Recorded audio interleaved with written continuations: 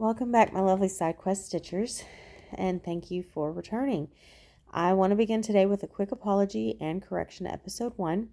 I made a pretty big mistake in the stitching instructions. I don't even know what I was looking at compared to what I have right now, which are the correct instructions. So if you're following along the Baby Honeycomb Blanket by Coco 18, we are starting our chain at 117, not 102, which makes row 2 have 116. So if you'd like to pause the video, rip your blanket. I'm sorry. Crochet 101, you'll rip as much as you actually stitch. And so let's go ahead and just take care of that. Rip it down to that chain of 102, add 15 more stitches, and then take your hook and put it in the second chain from itself and stitch back the direction you came from, and you'll have 116. And when you're ready, you'll come back and we'll continue with the correct pattern for row 3. And today we're working row 3 through 10. If you're new here, hello, I'm Natalie, your cozy crafting historian, and you're watching my Yarn and Yore series, which we stitch stories and history into every row. And we have begun already my Queen Elizabeth I series. And today's episode, Exile, Education in the Tower, a Teenage Princess in Peril. We will discuss her teenage years where she is exiled from court. She's survives quite a bit of danger in many different forms. And just like our pattern, it is going to be filled with peril. Rows 3, 5, 7, and 9 are very interesting because we are starting our honeycomb foundation for the actual shape of the honeycomb. So it'll be pretty interesting. So let us begin. All right, so we've now redone our row to have 116 stitches. We're going to go in here and single crochet in the very top of that first chain, or that first single crochet on row 2. If I can hook over. Single crochet again as you just go through the chain, the top of the chain, which will look like kind of like a V, and it's going to give you 3 loops on your hook. 1, 2, and 3, and then you're going to hook over, come through the 2 of the actual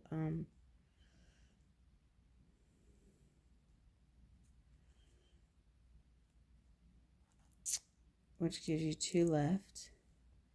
You'll hook over and come through that. Now, the pattern now calls for 2 front post double crochets in the next 2 stitches, 2 rows below. A front post double crochet is written in a pattern as FPDC. And then we are going to skip 2 stitches in working row, which is written SK, the number 2, STS, IWR. So that's a whole lot of mumbo jumbo. So let's start with our double crochet. A double crochet is you hook over once. You're then going to find the post. So on the row of the chain, which is going to be that little doohickey there. If I can get my camera, I apologize, y'all. If I can get the camera to start shaking and focus. So it's going to look kind of like a triangle on your hook with 2 left over. The back of it should look like a gap right there. And you hook over, come through the post. You'll have 3 on your hook, loop over, go through 2, You'll have 2 on the hook, loop over again, and then pull through. And that's the double crochet, and it's in a post. Now the thing with this post is it's going to start twisting up your chain, your rows. So try to be very cognizant and keeping it straight. It's going to start like making it look like a double helix or something. So you go through the post, and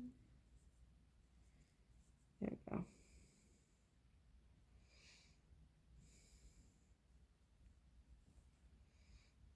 And pull through.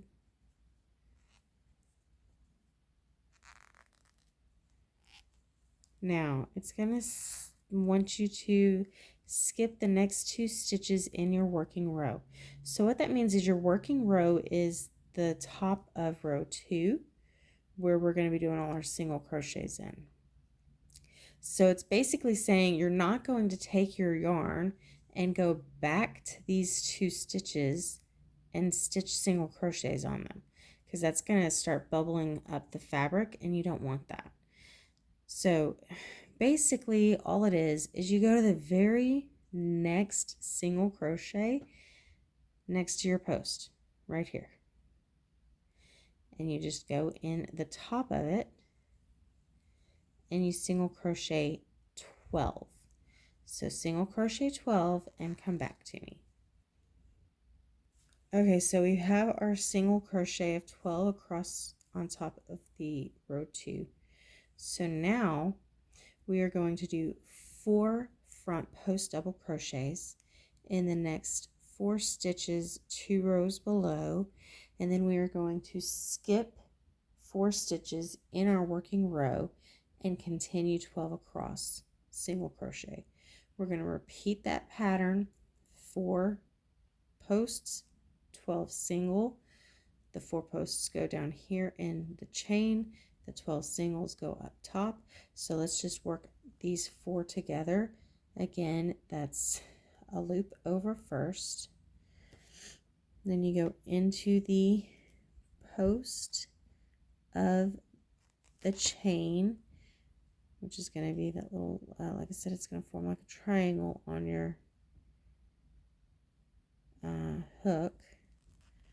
Pull through, you'll have 3 on your hook, loop over, pull through 2, you have 2 on the hook, loop over, and there's 2 again, and that's your first of the 4 double posts or front post double crochets.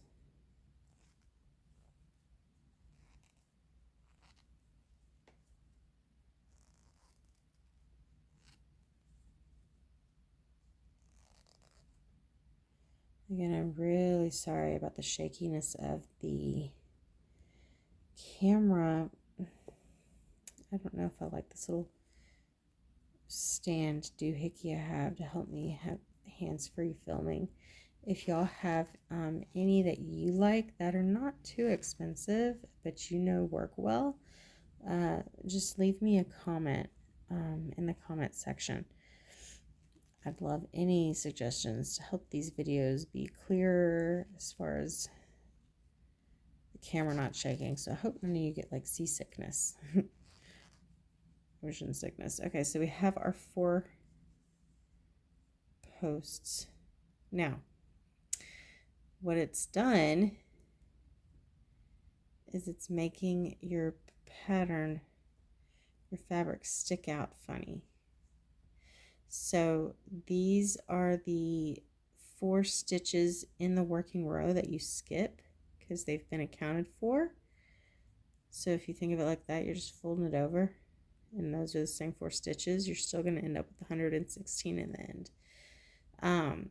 So you just go in to the very first single crochet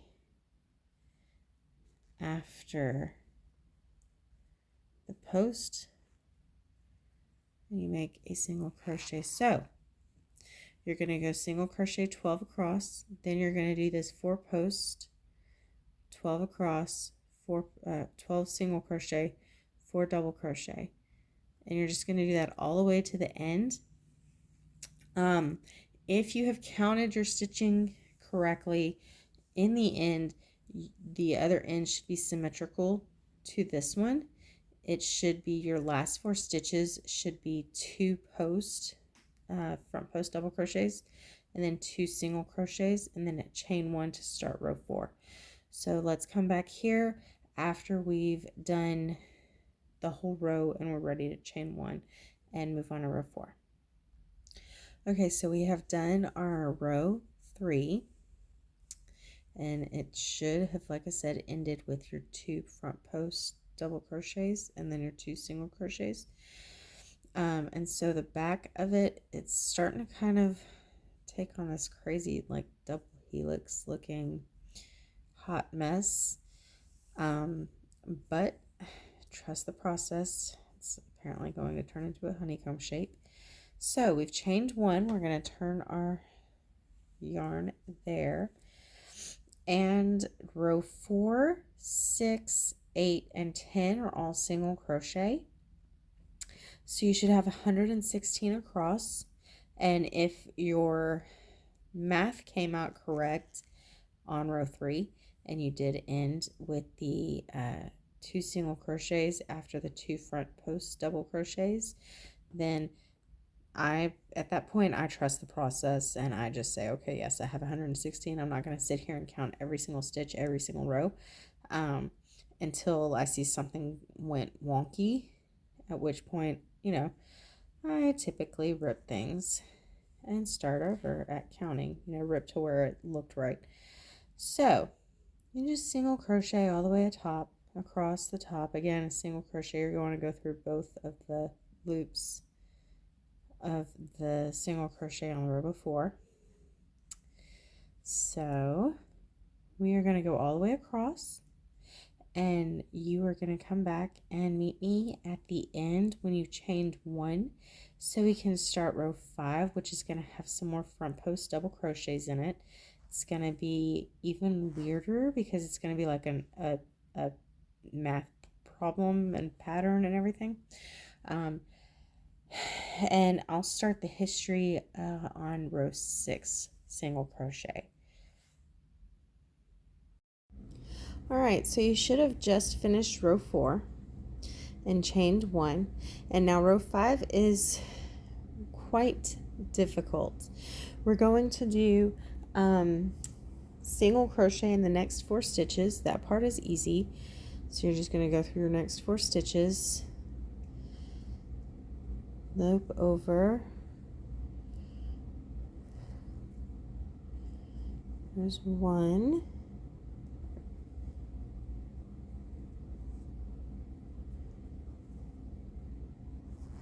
2,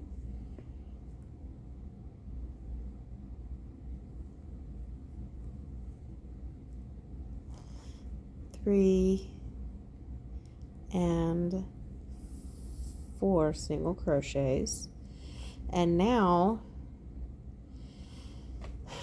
this is where it's going to get ugly. I mean, I'm sure the pattern, the blanket's going to be beautiful, but the pattern, the way it's written and what we're doing is just very difficult. So the pattern is now written that we will do a front post triple crochet or a treble crochet in the next 2 post stitches.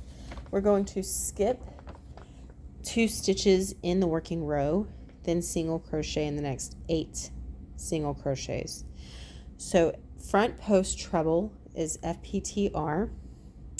So a treble crochet, you loop over twice, and I'm gonna be sure I pin them down a little.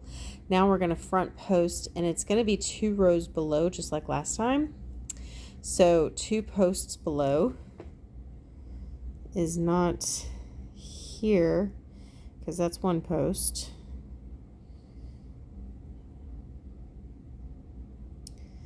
Let's see, I can't see my stitching here for a second. That's 1. Should be here.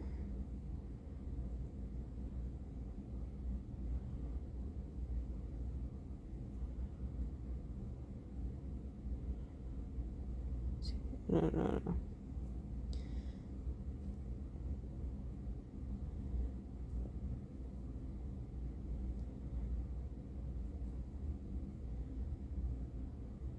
Goodness, I told y'all it's not going to be pretty.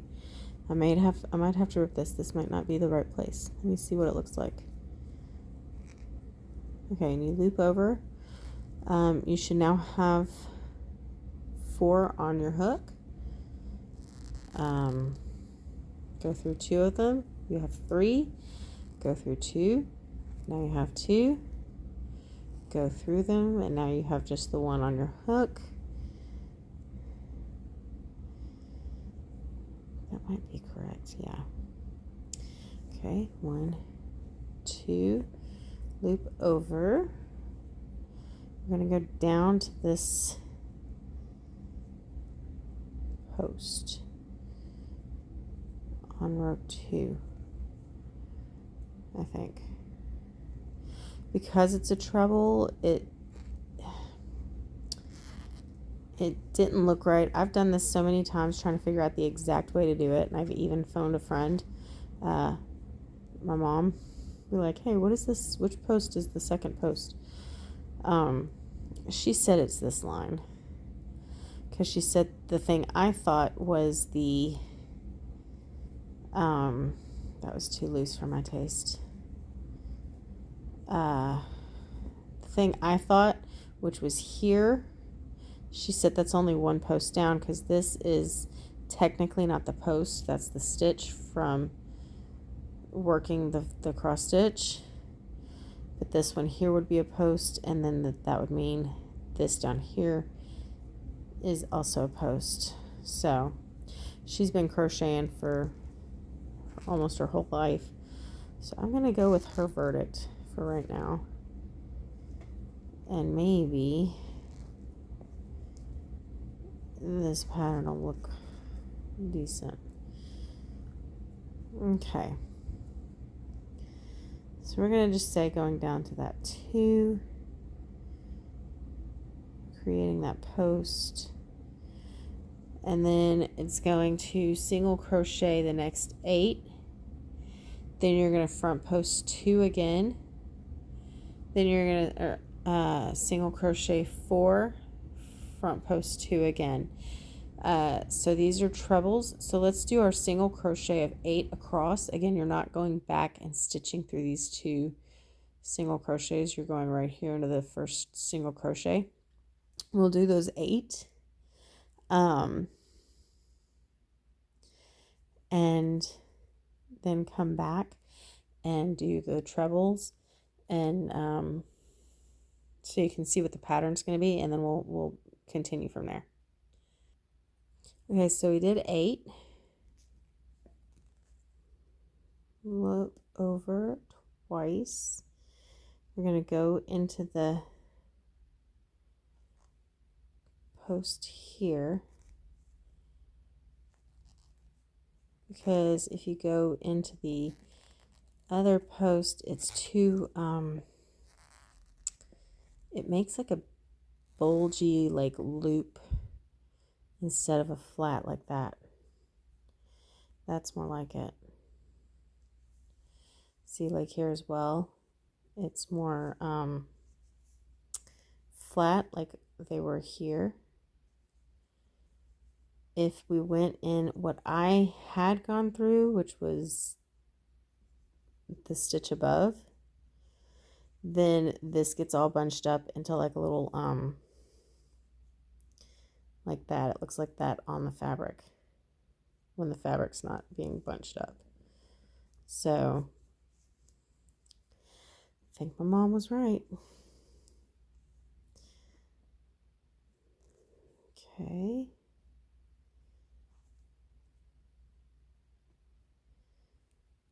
So again, you do 2 loop overs, or whatever you want to call them, hook over, loop under, whatever. You have your 4 here. Pull it through 2, again and again, and you get your treble. Okay, so now we go single crochet 4.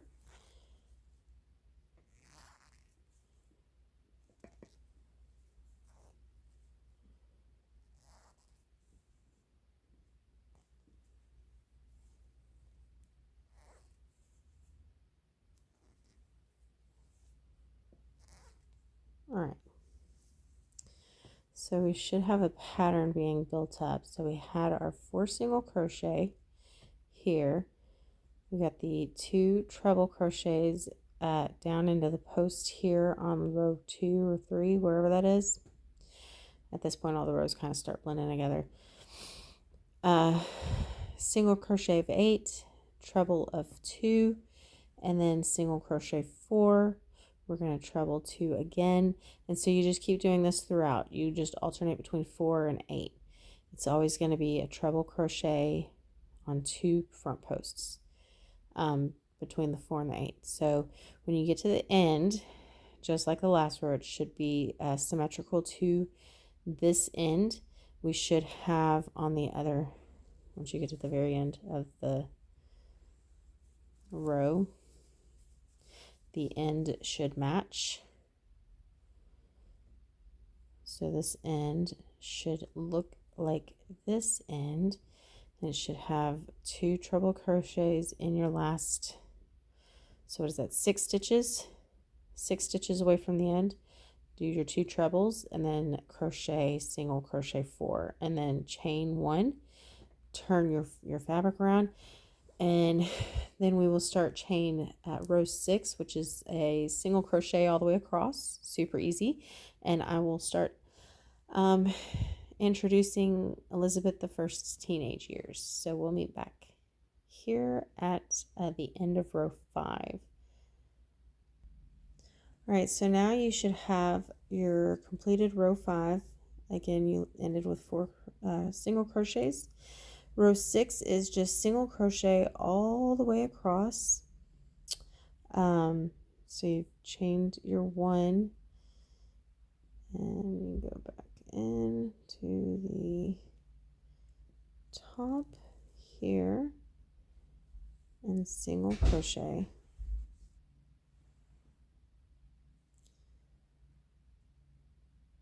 Okay, so we're going to just single crochet all the way across. And while we do that, I will get into some history with y'all. So, where we left off in episode 1, Elizabeth was learning rather quickly from her tutors multiple languages. She was already showing to be quite a brilliant person. Now we flash forward. She is just 14, and her world becomes dangerous and unstable overnight. Her father passes away, Henry VIII, and her younger brother, half-brother, Edward the 6th, takes the throne, and he is only 9 years old.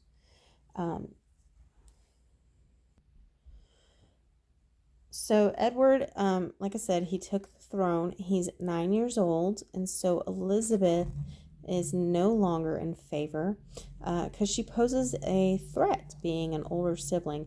Mary is already kind of out of the picture. She's been living in Spain with her mother. Elizabeth is still living in England, and so she's more of a threat. She is taken to live in the household of Catherine Parr, which is Henry VIII's widow. And she has a new husband, Thomas Seymour. And they take Elizabeth in. Again, she's 14 years old. And the time with the Parrs was dangerous in ways that are unholy, we'll put it that way. At first, it seemed like it was a comfortable living situation.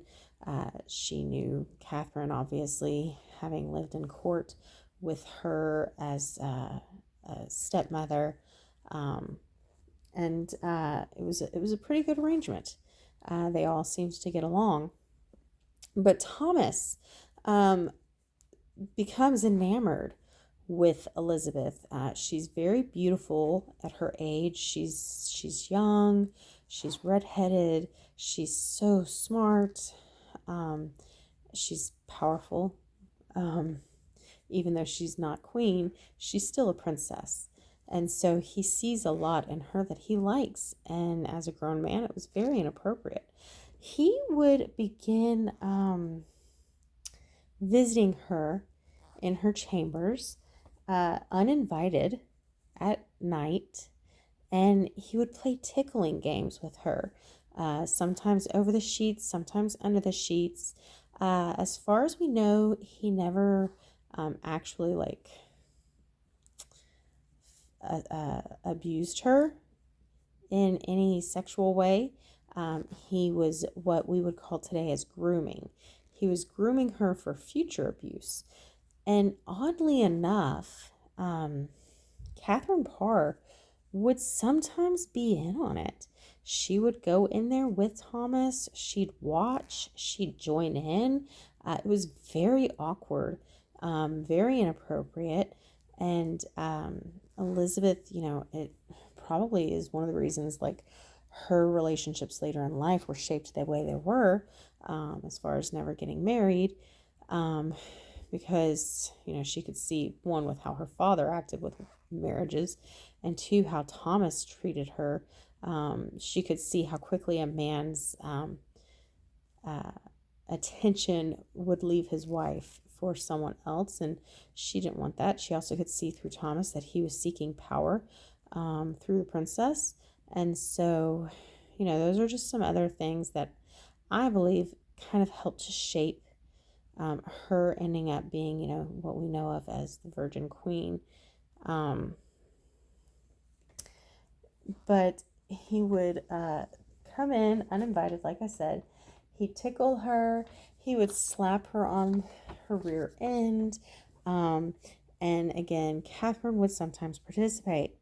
However, she did also try to manage the situation, and I think that's part of why she was participating, was so she could kind of reel him in if he got too frisky and too handsy with the young princess. And she was really the only thing protecting Elizabeth, as odd as that is, being someone who was participating in it. But I think she was making sure that Elizabeth was not further abused. However, Catherine Parr dies later in childbirth, and Seymour becomes even more interested in young Elizabeth, who is now getting on into her older teenage. She's becoming, I believe she's 15 at the time of Parr's death. If not, she's about to be 15. Eventually, though, for Elizabeth's sake, Thomas gets arrested for treason against the king, King Edward VI, her half-brother. And she, being 15 at the time of her arrest, is taken to the Tower of London for questioning, because having lived with Thomas Seymour, they wanted, and obviously being a threat to Edward's reign, just by being alive, they wanted to question and see if she was in on the treason. She's in the tower, and she's interrogated. They suspect her of being complicit with Thomas, and they do everything they can to make her break, which in this time period usually means torture.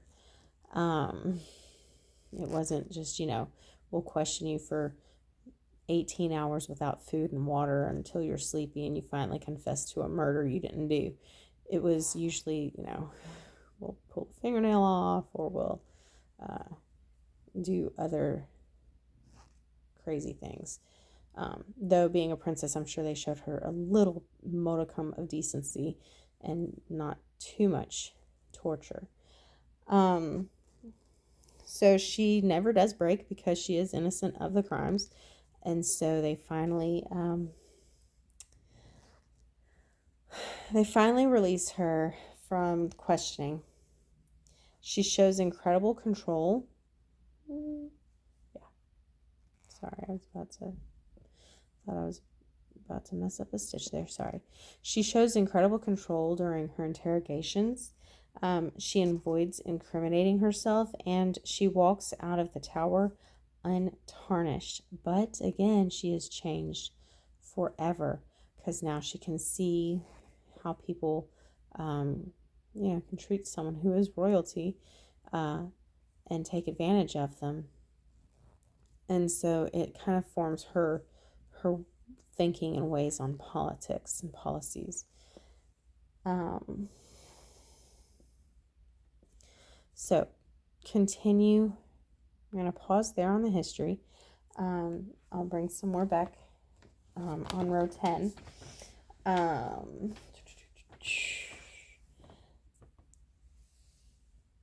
So right now, you're going to go ahead and single crochet the rest of the way over. You're going to chain 1 and come back to me, and we will start row 7, which is another single crochet treble post pattern situation. So I'll meet you back at our chain 1 over. All right, so we have our chain 1 and turn. So row 7 is just like the last row where it's 4 2 8 2 4 2 8 2, except the start is the only thing different. We're starting with a chain 6 single crochets in the first 6 stitches, and then we do the 2 trebles. So there's 1. Oh, lost my hook.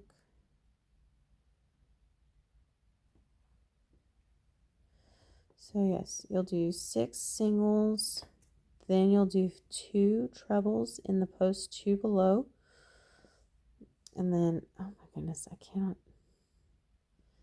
seem to pick up that yarn. There we go. Now I can see what I'm doing. 2,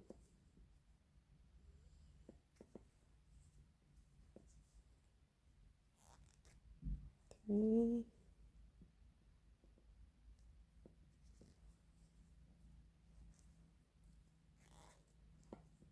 4,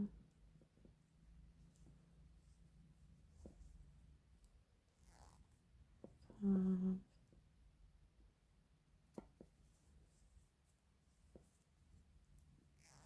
Okay, so you have 6. Now you're going to treble 1, 2, and you're going to go into the post that is 2 down. So I'm going to see if I can see what I'm doing first off.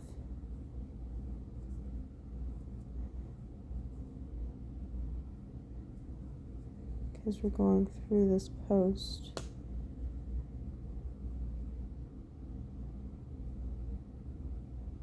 I think we also need to go onto the thing behind what that post is on, just for more secure. So I'm afraid if we go through here, let's see what it does. It might look fine, it might not. Because this row I've not yet done and then torn up to do again. Yeah, okay, that's fine. That looks fine. Okay, so you would just loop through the post that's there from our previous. Now, that won't necessarily be the case every time because it doesn't line up every time with a post we've already done. So you'll have to, in the next post, find, let's see, I think it's here.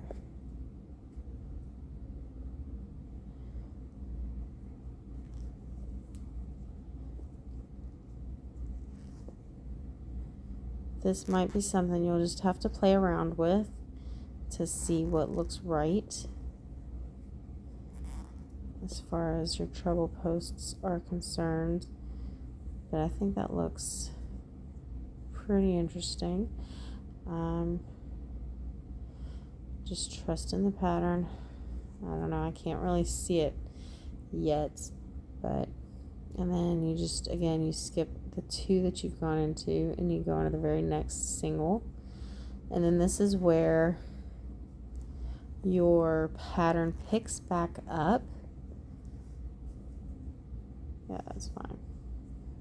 So now you're going to do single crochet for 4 stitches, and then you're going to do your 2 posts, 8 stitches, 2 posts, 4 stitches, 2 posts, 8 stitches, 2 posts.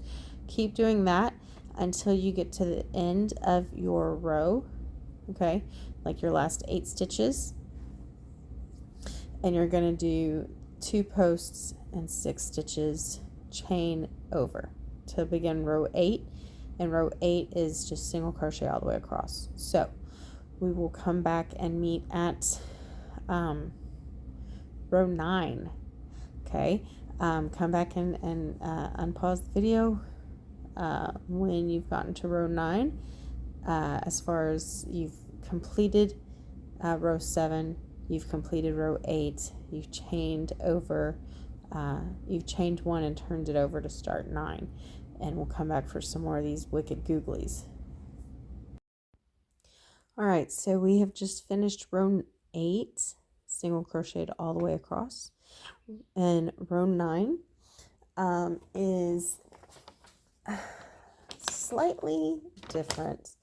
We are going to single crochet 8 across, and then we're going to do front post treble crochet in 4 stitches, then skip 4 stitches in the working row, single crochet 12, and then repeat that back and forth until we get to the end where we need to have the 4 posts and the 8 singles. So it's single 8, 4 post, 12 single, 4 post, 12 single, 4 post, on and on and on until you get to the last 10, until you get to the last bit of it where you're going to have the 4 posts and then the 8 single crochets to match the end. So let's do our 8 singles and then come back to me, and let's do our 8 singles and our 4 posts, and then we'll come back and see what that looks like before we continue with our 12 singles. Okay, so we have our 8 single crochets, our 4 treble posts, front posts, and then I went ahead and did the 12 single crochets. We will do the 4 treble posts again. So you just do that back and forth. You do the 4, 12, 4, 12, 4, 12 till you get to the end, and you'll do 4 and 8. So this one's a little less back and forth as far as like doing 2, 4, 8, 4, 2, 4. It's more simple. It's 4, 12, and just do that over and over and over till you get to the last bit, and then you'll do 4 and 8. You will chain 1 on the end and turn it over and begin row 10, which is single crochet all the way atop, and we will come back on row 10 and do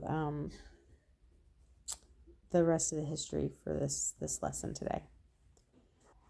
All right, so we finished line 9 or row 9. Now let's do row 10. Again, it's just single crocheting all the way across the top, and we are going to finish up this segment of history as well. And again, I really hate starting rows. I can't ever seem to grab things correctly. But let's once you're on. It's not too bad. Alrighty. So, we're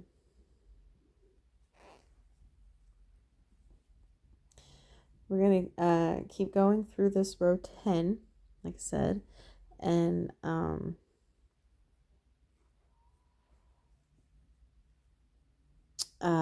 if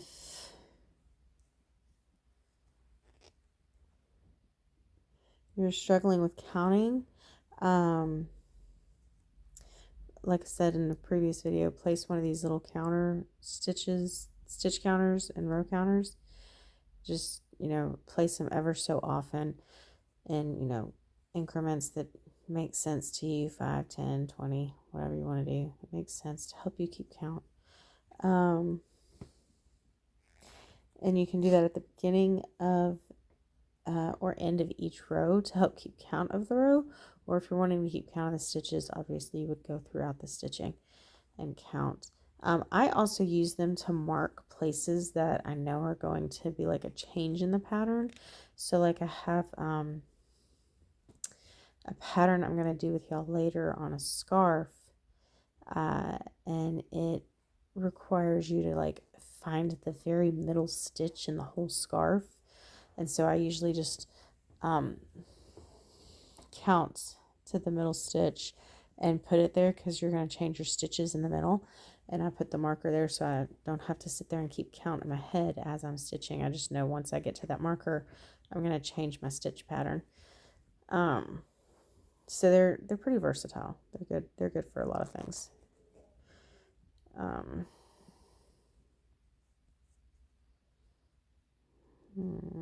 Gotta make sure I'm grabbing the right.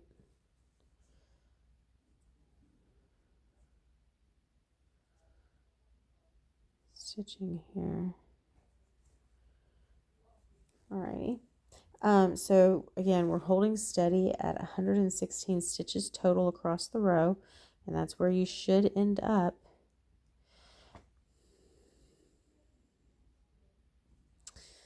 This got funny here.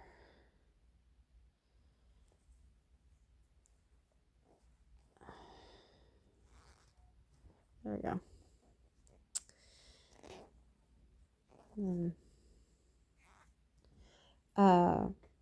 And this section is all about, sculpting our honeycomb pattern. I don't see it yet. I'm going to trust the pattern, trust the process. Hopefully it starts shaping up to look like a honeycomb. But we're going to end up doing a lot of post stitching. So hopefully you got comfortable a little bit with post stitching just now, because that is going to basically be, just switching it up a bit here and there.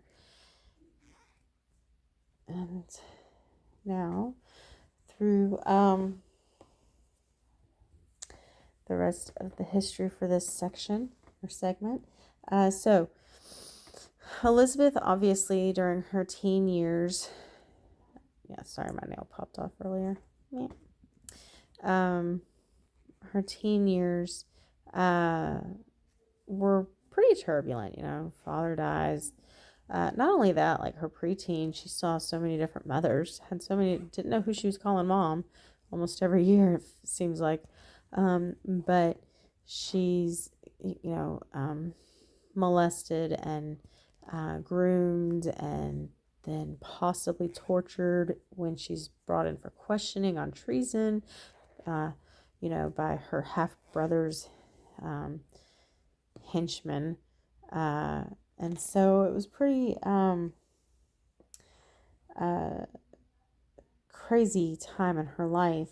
And it's a stage of Elizabeth's life that shaped her steely resolve when it comes to her own being, policies and stuff as a queen.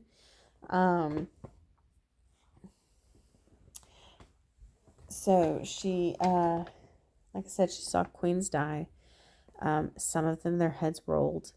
Some of them, it was just simple divorce, which again showed her that marriage was just not all that some people make it cracked up to be, at least for a royal. And so it helped shape, I think, her future love life or possible lack thereof, depending on which historians you want to listen to, on if she was or was not truly a virgin queen, if she was or was not asexual, or, all that. It most likely this time in her life helped shape some of those lifestyle decisions she has later as a queen. She saw people she trusted walk away from her. She also saw people she trusted mistreat her. And so she knew if she had shown any weakness or naivety, it would have been her turn next on a chopping block. And with her being put in the tower by a sibling, this will not be the last time that happens to her either. So if you feel like history only sees survival, Elizabeth is the stage for thriving in trauma. This young girl who becomes queen later on would never again be caught unguarded as queen. Again, she is caught somewhat unguarded once her half-sister Mary takes the throne of England. And but as a queen, she I messed something up right there.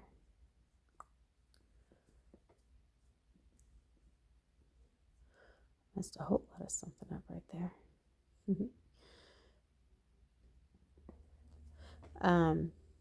Some of those loops got really loose on that row. And so with that, I will continue my row 10 on my own, and